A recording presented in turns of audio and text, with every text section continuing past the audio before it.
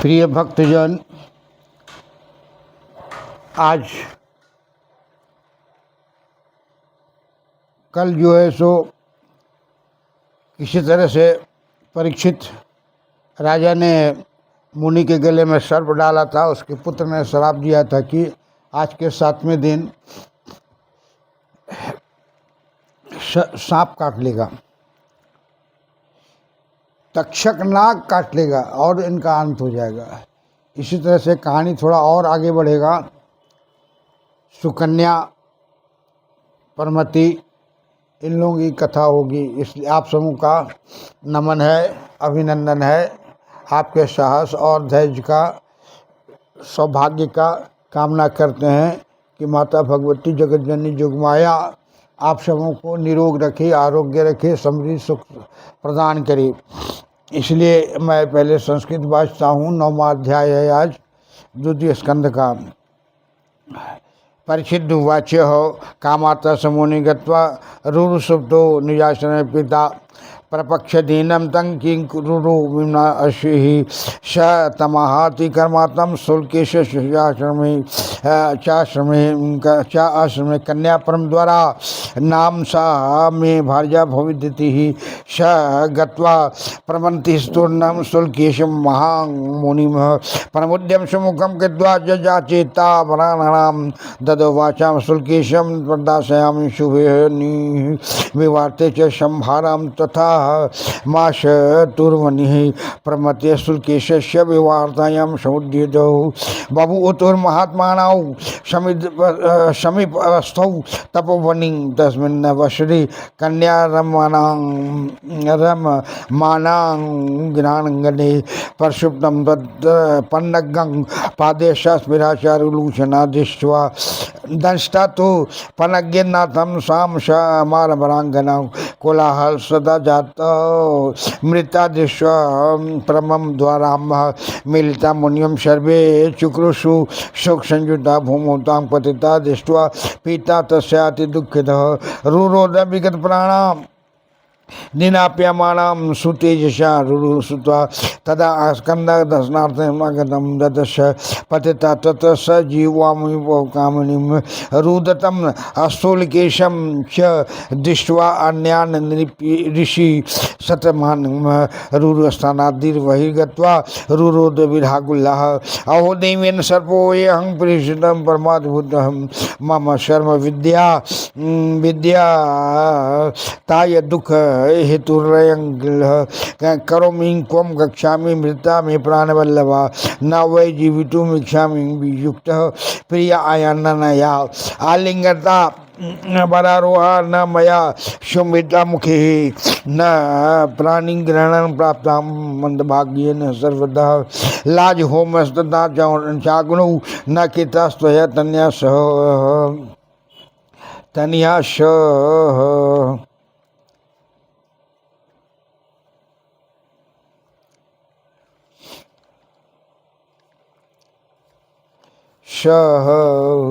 मानुष्यम दिगितं कामं गजन्त्वं ममाशवः दुःखितस्य वा मृत्युवाञ्छितसमुपैतिः सुखं तैः कथं दिव्यापयाते भुवि वाञ्छितं प्रपतामि हृदये घोरे पावके प्रपताम्यहं विस्मदामि गले पाशं कृत्वा प्राणास्त्वाज्याम्यहं विलपयेयं रुरुस्तत्र विचार्य मनसा पुनः उपायं चिंत्यामाशं स्थिति समिष्ण नदी तटे मरणांत किं फलं मे स्याद् महत्या दुरत्यः दुःखितस्य पिता मे अस्याद् जननी जाति दुःखितः देवतुष्टो भवेत् कामं दृष्ट्वा मां त्यक्तजीवितं सर्वप्रमुदितस्यैव स्यानं वतं जये नात्र संजयः उपकारः प्रियाय कः परलोके भवेदपि मृते मया तात्मं घाति घातिन विराट पीड़ित अपीच परलोके प्रियासाय पीना में अस्वादात घातिन हूँ एतर्थे मृत्य निचेवान्मुद्दे पुनः विस्म से एवं रुरुस्तत्र अस्नात्वा क्षम्य शुचिस्तः अब्र द्विवचनम कृत्वा जलनम प्राणावश्यौ मुनीन अनमन्या जिसके देवार्चन नादिकम गुरुवः पूजिता भक्तया हुतम जप्तम तपः कृतम अधिष्ठात्मखिला वेदः गायत्री संस्कृता जदि रविराराधिरस्नेहं संजीवितुं मम प्रिया यदि जीवेन मे कांता त्यजे प्राणादं ततः इति जुक्त्वा तज्जलं भूमो क्षिपे आराधय देवता राजवाच एवं मिलपात तस्य भार्याया दुःखितस्य च देवदूतं तथा लभेत्यय वाक्यां रुरु ततः देवदूतम् उवाच मां कार्षि सा सम्राण ब्रह्मान् जीवनमृता प्रिया गता उरेखा सुश्रेणी गता उरेखा सुश्रेणी गता उरेखा सुश्रेणी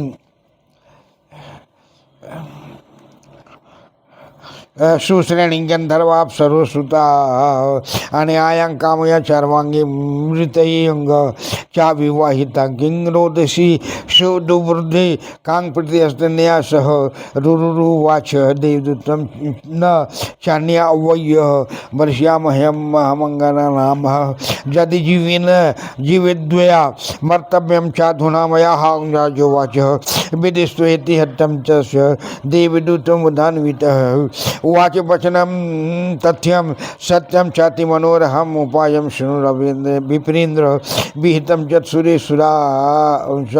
जत्सुरे पुरा आयुषो धर्म प्रदानेन जीवयाशु प्रमद्वाराम रुरुवाच आयुषोर अर्ध प्रयोक्ष्यामि कन्यायै नात्र संशय अद्य प्रत्यावृतं प्राणा पोतिष्ठतु मम प्रिया विश्वावसु तथा तत्र विमानेन समागतं ज्ञात्वा पुत्रीन्मितां चाशु सर्वलोकं लोकात् परमद्वारां ततो गंधर्वराजस्यं देवदूतस्य सत्तमः धर्मराजमुपेद येदं वचनम प्रतिभाषताम धर्मराजम रुरोपत्नी धर्मराज रुरोपत्नी सुता विश्वास वशो तथा मृता पर्वद्वारा कन्या दृष्टा सर्पेण चाधुना शारूरा शूरोर्जन मर्तुकामश्यम सूर्य समुत्तिष्ठो तन्वंगी व्रतचर्या प्रभावतम धर्मवाच विश्वावसु सुतां कन्यां देवहूत जदिक्षसि उत्तिष्ठत वायुर्धेन रुरु गत्वा तमर्पयः राजोवाच एवं मुक्तस्ततो गत्वा जीवित्वा परमद्वारां रुरो समर्पयामाशं देवदूतः तारान्वितः ततः शोभने अहनि विधिना रुरुना विवाहितं युधनं चोपापा योगिन मृत्यापि जीविता ततः उपायस्नु प्रकर्तव्यं सर्वथा शास्त्र सम्मतः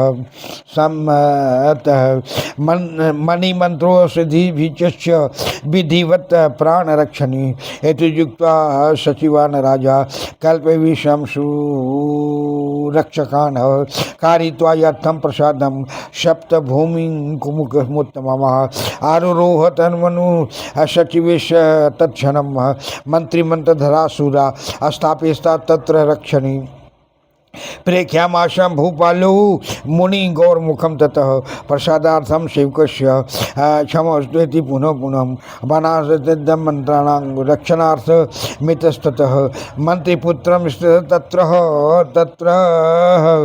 स्थापयामाशं दन्तिनः न रुद्राचारु तत्र प्रसादे चाति रक्षिति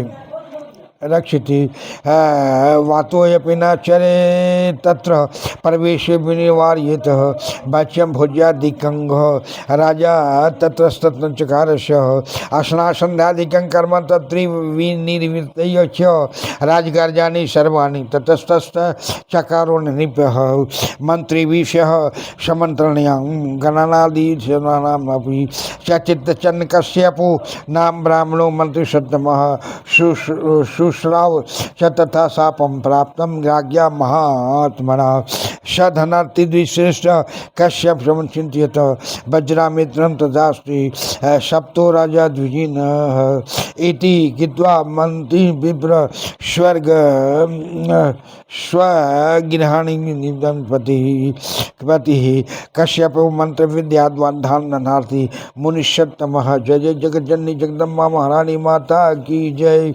जगज्जननी महारानी माता की जय।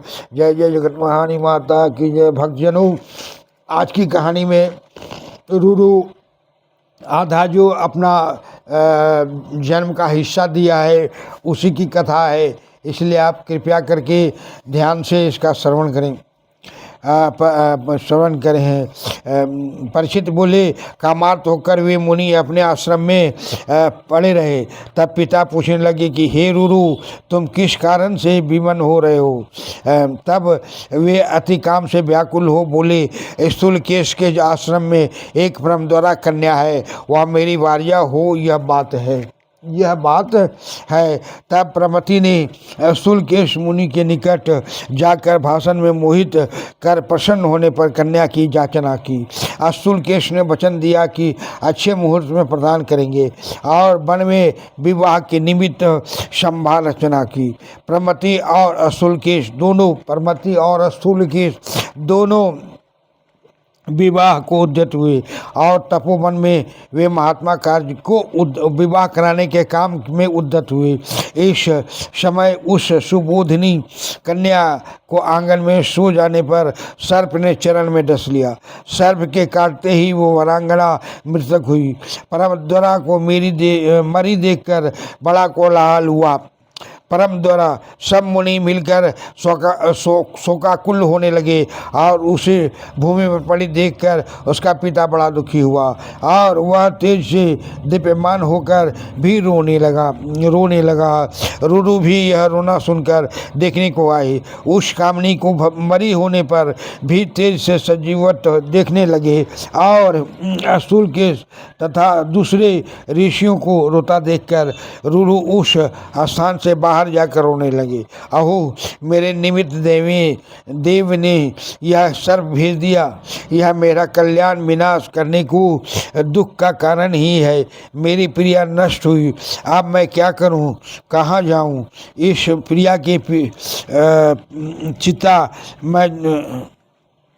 इस प्रिया के बिना मैं जीने की इच्छा नहीं करता हूँ।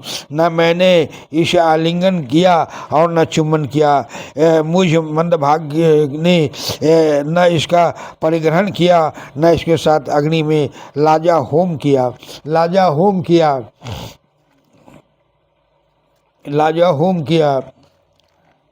इस मनुष्यता को धिक्कार है। इस समय मेरे प्राण भी निर्गत हो जाता तो अच्छा, परंतु दुखी को मांगने पर मृत्यु प्राप्त नहीं होती।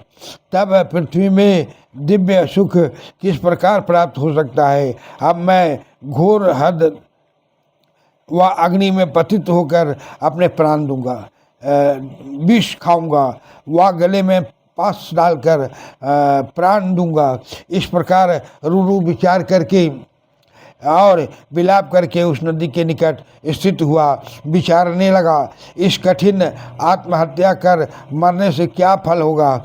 मेरे पिता और माता बड़े दुखी होंगे और त्यक्त जीवित मुझको देखकर देव तो अवश्य तुष्ट होगा और दूसरे शत्रु भी मेरे मरने से सब प्रसन्न होंगे। प्रिया का परलोक में क्या उपकार होगा। विरह से पीड़ित होकर आत्मघात कर मरने से भी मुझ आत्मघाती को परलोक में प्रिया नहीं मिल सकती। इस कारण मरण में दोष है और अमरण में उसके परलोक निमित्त कार्य करने से दोष नहीं है। इस प्रकार रूढ़ विचार कर स्नान कर आचमन करने उपरांत जल को हाथ में लेकर यह मुनि वचन बोला, जो कुछ मैंने सुकृत और देवार्चन किया है, भक्ति से गुरुओं को पूजा आहुति देकर जप तप किया है, वेद पढ़े हैं, यदि गायत्री का स्मरण किया है और सूर्य देव की आराधना की है तो मेरी प्रिया जीवित हो जाए। जो मेरी प्रिया न जिएगी तो अभी मैं प्राण त्याग करूँगा। इस प्रकार देव आराधन कर भूमि पर वह जल डाल दिया। राजा बोले, इस प्रकार उस भार्या के निमित्त होकर विलाप करते हुए को देवदूत आकर बोला। देवदूत ने कहा, हे ब्राह्मण, साहस मत करो, मृत्यु ही अब तुम्हारी प्रिया नहीं जी सकती। यह गंधर्व अप्सरा की सुता अब गतायु हो गई है। अब और सुमांगी की इच्छा करो। यह तो अविवाहिता ही मृतक हुई है। आप हीन बुद्धि से क्या करते हो? तुम्हारी इससे क्या प्रीति है? रूर ने कहा, हे देवदूत, मैं दूसरी आंगना को वरण नहीं करूंगा। जो यन्ना जिएगी तो मैं प्राण त्याग करूंगा। राजा ने कहा। यह उसकी हट देखकर देवदूत प्रसन्न हो तथ्य और सत्य अति मनोहर वचन कहने लगा। हे विप्रेंद्र, जो पहले देवताओं ने विधान कर रखा है वह उपाय सुनो।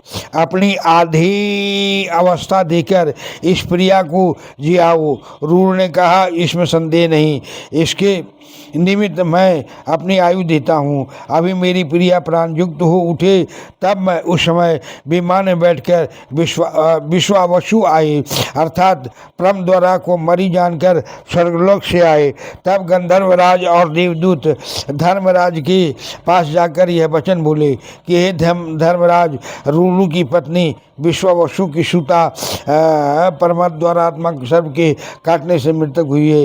हे धर्मराज, वह प्राण त्याग की इच्छा वाले रूरू की आधी आयु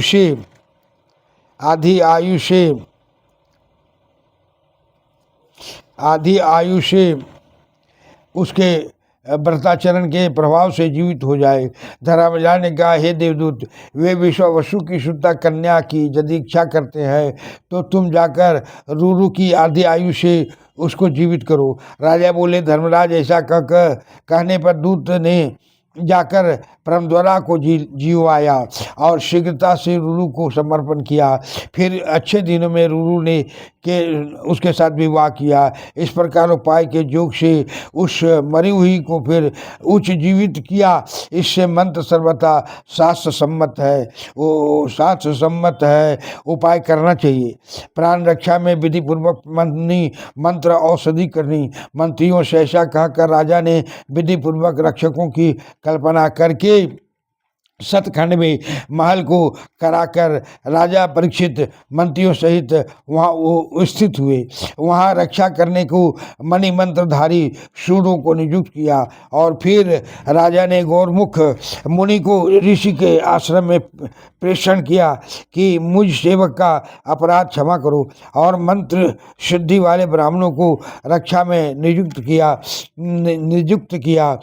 मंत्री पुत्र ने वहाँ स्थित होकर दंतियों को स्थापन किया कि इस रक्षित महल पर कोई भी न आने पावे। बहुत क्या, पवन का भी प्रवेश कठिनता से था। राजा ने वही स्थित होकर भक्ष्य भोजादि किया।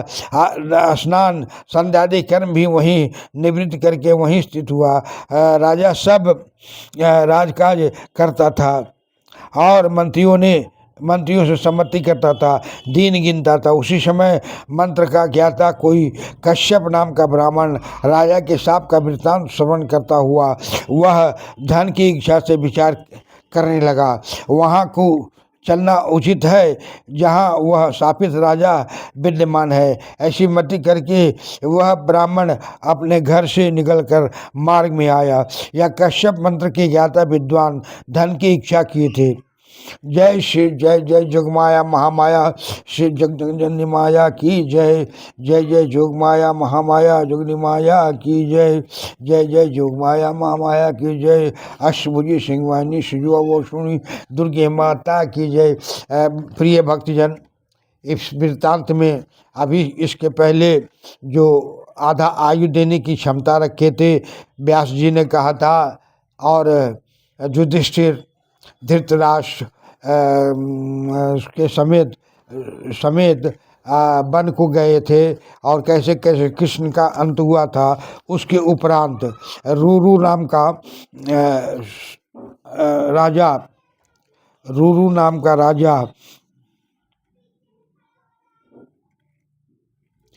रुरु नाम का राजा, समझे, वो भी शादी करने के लिए तैयार हुआ। विश्वावसु के पुत्र के द्वारा को देखने के बाद उसकी इच्छा हुई कि हम इस लड़की से विवाह करें, और विवाह करने के लिए जब उद्यत हुआ, मुनि को तैयार किया, तो मुनि भी संलिप्त होकर इसकी विवाह कराने की तैयार हुए। लेकिन वो वरांगना प्रमति जो है आंगन में सोई हुई थी, सब तो काल जो है सर्प बन करके आया और प्रमति को काट लिया, वो मृत्यु हो गई। सारे मुनि तपस्वी लोग जितने भी थे वहाँ सब रोने लगे। इसको रोने की आवाज़ सुन करके रूरू दौड़ कर आया, देखा कि मेरी पत्नी विवाह से पहले ही मृत्यु हुई। तब उसने बाहर आकर के मैंने विलाप करना शुरू कर दिया और कहा, ऐसी आत्मा को रखकर मैं क्या करूँगा, इसलिए आत्महत्या कर लूँगा। ऐसी भावना किए। फिर उसके मन में विचार आया कि माता पिता दुखी हो जाएंगे, अब मैं क्या करूं, कैसे रहूं। फिर भी उन्होंने कहा कि अगर कोई मंत्र औषधि दुनिया में है तो अगर मेरी पत्नी को जिया दे तो ठीक है, नहीं तो मैं प्राण हत्या करूँगा ही, आत्महत्या करूँगा ही। इस पर से ऊपर से गंधर्व आया और गंधर्व ने बोला कि देखो भाई, जो एक बार मर गया सो मर गया, फिर जीवित नहीं होता है। जब जीवित नहीं होता है तो इस पर ये करना बेकार है। बोला ठीक है, मैं इसके अलावा प्रमति के अलावा प्रमत द्वारा के वाला दो बगैर मैं किसी को वरण नहीं करूँगा, स्त्री नहीं बनाऊँगा, अन्यथा मैं आत्महत्या कर लूँगा। इस पर वो गंधर्व प्रसन्न हुआ और प्रसन्न होकर के बोला ठीक है, अच्छा ठीक है, ऐसी बात है तो सुनो, तुम अपनी आधी आयु इसको प्रदान करो। तब विश्वावसु धर्मराज के पास जा कर के और ऋषि भी उसके पास जा कर के प्रार्थना किए और बोले ऐसा ऐसा बात है, सो आप आधा आयु दे रहा है, उसके पत्नी को जीवित कर दीजिए। तब धर्मराज ने आज्ञा दिए और कहा कि जा कर के उसको जीवित कर दो। जब जीवित हुआ तो रूरू ने विवाह करके अपना संसार चलाइया। प्रेम से बोले जगत जननी महारानी दुर्गा की जय, जोग माया की जय, महामाया की जय, अष्टभुजी सिंह वाहिनी शिवा वैष्णव वैष्णव विंध्याचल कामाख्या त्रिगुण शक्ति स्वरूपिणी की जय। दुर्गे स्मृता हरस भीतिम से जंतो स्वस्थस्मिता मतमतिम शुभम ददासी, दारिद्र्य दुख वै हारिणी का तो धन्य सर्वोपकार करना सदा दशिता। मेरे भक्तजन, आपसे रोज रोज आग्रह करता हूँ कि मुझ वृद्धा पर, बूढ़े पर थोड़ा ध्यान दे, लाइक करें, सब्सक्राइब करें और मेरा उत्साह को बढ़ावे। मैं आप के लिए भविष्य उज्जवल होने की प्रार्थना करता रहूँगा, और जब तक आप लोग सुखी ना होंगे तो ये प्रवचन से क्या मतलब, इसलिए प्रवचन दे रहा हूँ। अगर थोड़ा सा भी रत्ती भर भी इसका श्रवण करेंगे तो आपका जीवन धन्य धन्य होगा। इसलिए मुझे, अगर मुझसे छोटी बड़ी गलती होती है तो क्षमा करेंगे। अपराध सहस्राणि क्रियन्ते अनिजम्मया दास्यम्यते मामत्वा क्षमस्व परमेश्वरी। आवाहनम न जानामि विसर्जनम पूजां क्षेम न जानामि क्षम्यतां परमेश्वरीं। मंत्रहीनम क्रियाहीनम भक्तिहीनम सुरेश्वरी, जत्य पूजितम मया देवी परिपूर्णम तदस्तु मे। अपराध सत्यम कृत्वा जगदम भीति चूचरित यांग गति समोपनोति न तांग माधेश्वरा शापराधो अस्मिन् शरणं प्रापत स्वाम जगदम्बिके। इदानीं अनुकं पोयं जठेक्षसितरा गुरु अज्ञानादिवि स्मृति वरेन्ता निर्मलिकं कृतं तत्सर्व क्षम्यतां देवी प्रसीद परमेश्वरी। कामेश्वरी जगन्माता सच्चिदानंद विग्रहे गृहानाचा मिमां प्रतिया प्रसीद परमेश्वरी। गुह्याते गुह्यपते त्वं गणास्मत् कीर्तं जपं सिद्धर भवतु देवी त्वत्प्रसादात् सुरेश्वरी।